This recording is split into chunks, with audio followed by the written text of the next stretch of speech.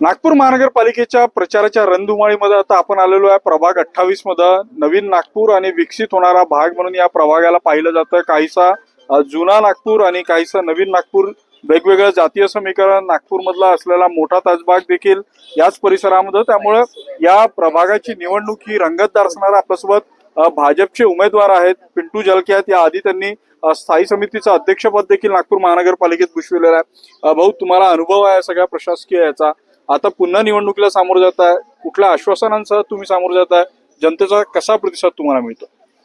नागरिकांचा प्रचंड प्रतिसाद आम्हा सर्व चारही उमेदवारांना आहे। आम्ही ज्या ज्या भागात जातो आहे स्वयंस्फूर्तीने लोक घराबाहेर निघून आम्हा सर्व उमेदवारांचं स्वागत करत आहेत। नागरिकांमध्ये प्रचंड उत्साह आहे। जे विकासाचं विजन आमचे नेते माननीय केंद्रीय मंत्री नितीनजी गडकरी साहेब असो, आमचे नेते देवेंद्रजी असो, आमचे नेते बावनकुळे साहेब असो, आमचे दोनही लोकप्रिय आमदार कृष्णाजी, आमचे नेते माननीय मोहनजी मते यांनी केलेला सर्वांगीण विकास हाच केवळ आमचा ध्यास। हा विकासाचा विजन घेऊन आम्ही नागरिकांपुढे जातो आहे। आम्ही नागरिकांना हेच सांगतो आहे की आम्ही काम करणारे लोक आहे आणि गेल्या 2017 पासून मी जेव्हाचा नगरसेवक झालो या प्रभागात जो सर्वांगीण विकास आम्ही केला, मग पाण्याचा महत्वाचा प्रश्न आहे तो आम्ही सोडवला, रस्त्याचा जो महत्वाचा प्रश्न होता तो आम्ही सोडवला, या भागातले सर्व गार्डन्स आम्ही डेव्हलप केले, जे मंदिर आणि धार्मिक स्थळ आहे त्याला शेड करून आम्ही ते सुशोभित केले आणि या सर्व गोष्टी केल्यामुळे नागरिकांचा जो प्रेम आणि आशीर्वाद आणि विश्वास आमच्यावर आहे त्या विश्वासाला सार्थ करण्याच्या दृष्टीने आम्ही पुढचं पाऊल टाकतो आहे।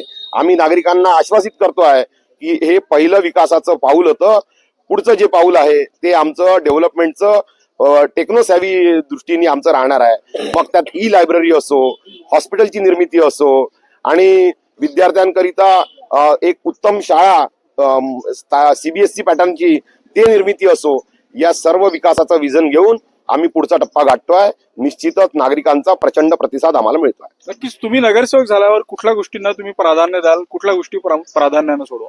सर्वप्रथम आम्ही ज्या प्रचारात आता घुमत आहोत त्या प्रचारात सामोरूनच जनतेचा एवढा आशीर्वाद भेटत आहे की भारतीय जनता पार्टीच्या कार्यकर्त्यांनी जे काम 15 वर्षात इथे केले, या प्रभाग 28 मध्ये एवढं डेव्हलपमेंट झालेलं आहे। आमचे सन्माननीय आमदार मोहनभाऊ मते, पूर्व नागपूरचे आमदार कृष्णाभाऊ खोपडे यांनी दोन्ही प्रभाग 28चा दक्षिणचा भाग असो का पूर्वचा भाग असो या प्रभागात पूर्णपणे डेव्हलपमेंट केलेलं आहे। ते रोड, रस्ते, नळ, गटर लाईन, हा जे मूलभूत सुविधा नागरिकाच्या होत्या त्या पूर्णपणे झालेल्या आहे। काही उरलेले जे असेल, आम्ही चारही उमेदवार नगरसेवक निवडून येणार आहे निश्चित आहे। यानंतर आम्ही जनतेचा आशीर्वाद घ्यायला जाणार आहोत आणि जनतेसाठी, कारण की आम्हाला निवडून देणारी आमची जनता आहे, आम्ही जनतेच्या जे मूलभूत सुविधा आहे, जे वाचलेली सुविधा आहे ते पूर्णपणे करू, हे आम्हाला आमचा हे जनतेला हमी आहे।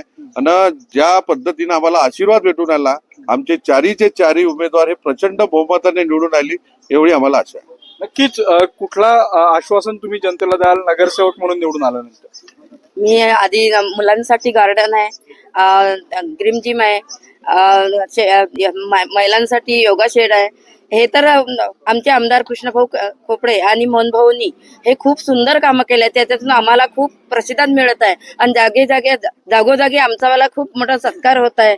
आणि त्यातूनच आम्ही पण त्यांना सांगत आहे का जेही कामं आमच्याकडे येईल, जे राहिलेले आहे ते आम्ही याच्याने सोडू, एवढीच आम्ही त्यांना आश्वासन देतो। नक्कीच गेल्या वेळी प्रभागाचा विकास झालेला, मात्र तो टेक्नोसॅव्ही पद्धतीने कसा करू प्रयत्न करणार असल्याचं आश्वासन भाजपचे प्रभागातील मतदारांना देत आहे। उदय तिमांडे,